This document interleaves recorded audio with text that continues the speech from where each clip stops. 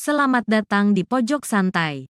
Sebelum Anda mendengarkan audiobook ini, kami menginformasikan bahwa channel ini adalah review audio dari buku yang ada di Indonesia. Untuk membaca keseluruhan buku ini, kami menyarankan membeli buku aslinya di toko buku kesayangan Anda, baik offline maupun online. Keberadaan channel ini dimaksudkan untuk membantu Anda mendapatkan pengetahuan dari buku-buku kesayangan Anda.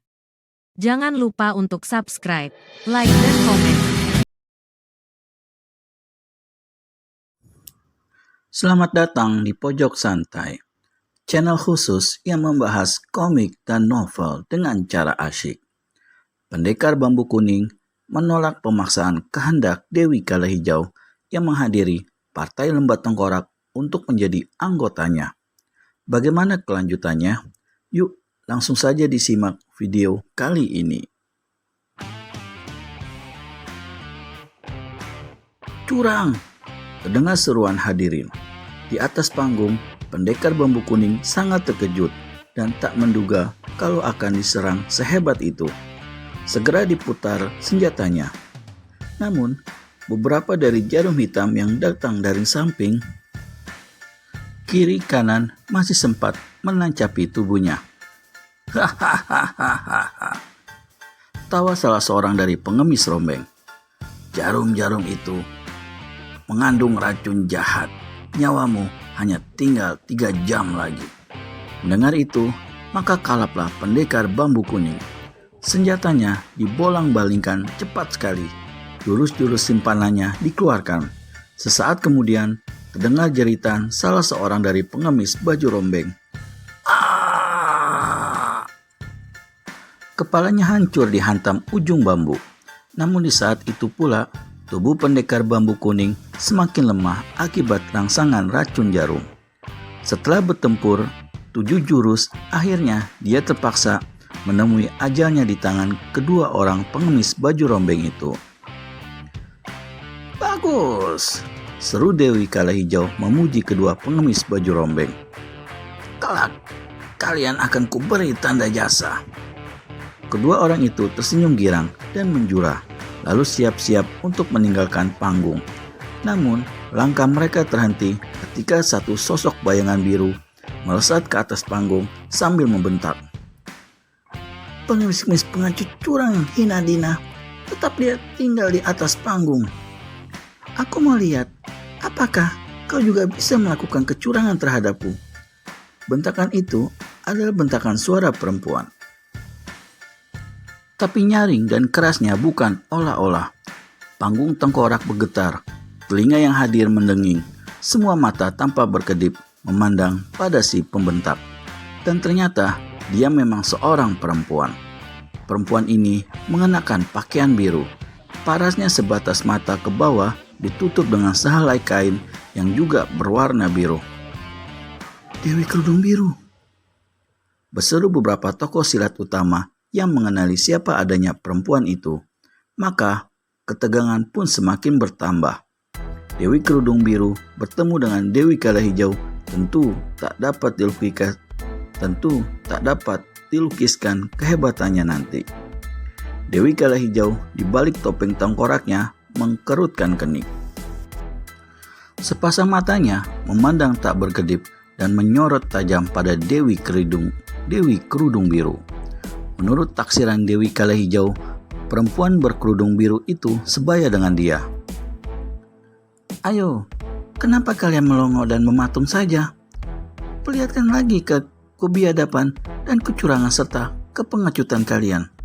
Bentak Dewi Kerudung Biru pada kedua pengemis baju rombeng. Yang menjawab adalah Dewi Kala Hijau. Hei, Dewi Kerudung Biru, jika kedatanganmu ke atas panggung ini untuk mengacau, berarti kau tidak melihat tingginya Gunung Merapi di depan mata. Tapi jika kedatanganmu untuk memasuki Partai Lembah Tengkorak, kelak aku akan berikan kedudukan tinggi kepadamu. Iblis betina, jawab Dewi Kerudung Biru.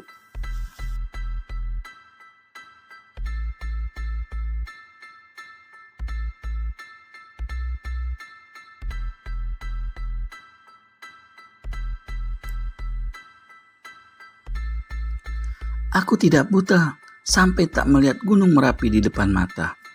Dan Dewi Kerudung Biru menunjukkan ke arah Gunung Merapi yang berdiri megah di depan sebelah barat lembah Tengkorak.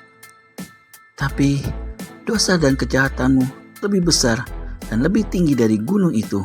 Hari ini kau meresmikan berdirinya Partai Lembah Tengkorak dan mengangkat diri sebagai ketua.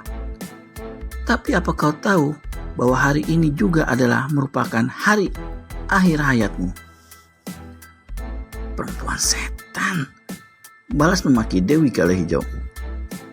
Namamu memang besar, tapi di sini jangan jual tampang.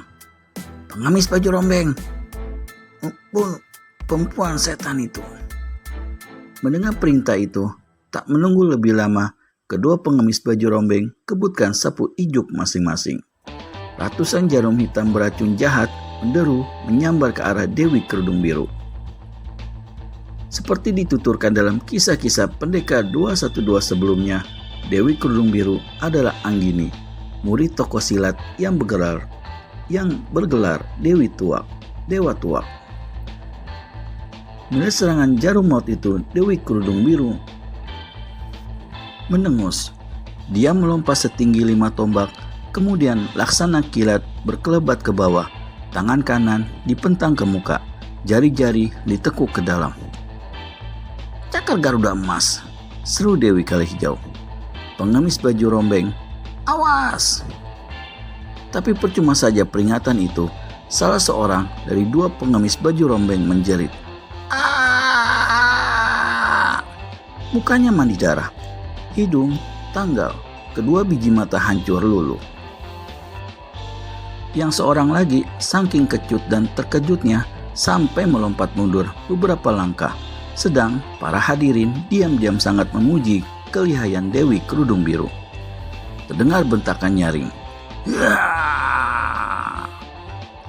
Pengemis baju rombeng yang ketiga cabut pedang dan kebutkan sapu ijuknya. Satu jurus dia berkelebat cepat menggempur lawan, namun tiada guna. Sekali Dewi Kerudung Biru gerakan tangan kirinya, maka pum! Pengemis baju rombeng mencelat keluar panggung. Tulang lehernya patah. 4 serigala putih, seru Dewi Kala Hijau.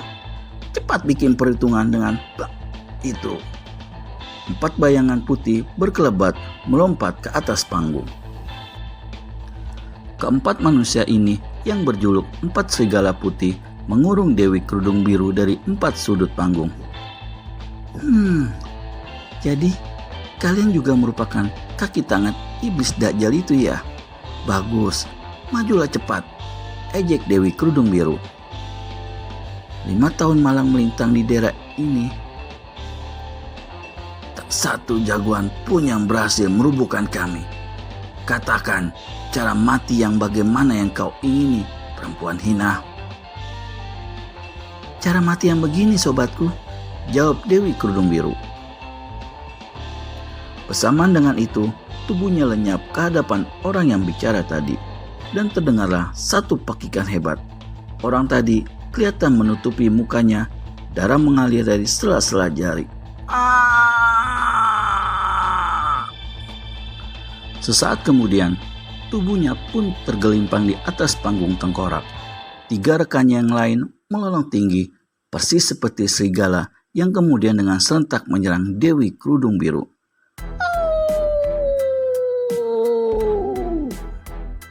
5 jurus berlalu sangat cepat. Dewi Kerudung Biru membentak. Satu jeritan lagi terdengar.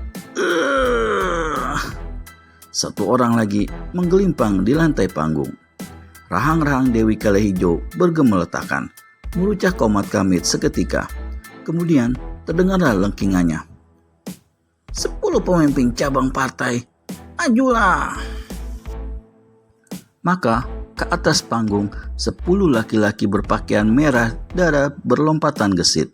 Sedetik kemudian 10 pedang merah bergulung-gulung. Angin 10 senjata itu laksana topan prahara dan kesemuanya menyerang satu sasaran, yaitu Dewi Kerudung Biru. Ditambah lagi tekanan-tekanan gencar yang dilancarkan 2 dari 4 serigala putih yang masih hidup. Karena ke-12 orang ini bukanlah berkepandaian rendah, Maka satu jurus saja Dewi Kerudung Biru pun terdesak. Tapi sang Dewi tiada kelihatan gugup atau kecut sedikit pun. Malahan dia berseru dengan nada mengejek kepada Dewi Kala Hijau. "Hei, Ketua Partai Lembar Tengkorak, kurasa masih kurang jumlahnya cecunguk-cecungukmu yang mengeroyokku." "Jangan merocos juga betina Edan. Sebentar lagi kepalamu sampai ke kaki akan tercincang lumat." Keroyokan ke-12 orang itu memang luar biasa hebatnya. Namun Dewi Kerudung Biru benar-benar luar biasa pula tinggi ilmunya. Begitu kedua tangannya bergerak mengeluarkan jurus naga kepala 1000 mengamuk, maka 3 dari pengkeroyok itu rubuh tanpa nyawa. Sesudah itu 2 orang lagi roboh terjungkal keluar panggung. Dengan geram, Dewi Kala Hijau memerintahkan lagi 10 orang anggota partai yang berkepandaian tinggi untuk mengeroyok Dewi Kerudung Biru. Berapa banyak lagi Dewi Kala Hijau memerintahkan anak buahnya untuk mengeroyok Dewi Kerudung Biru? Temukan jawabannya di video selanjutnya hanya di channel Pojok Santai. Segera subscribe dan tekan tombol lonceng untuk mendapat notifikasi video terbaru dari kami. Terima kasih dan sampai bertemu kembali.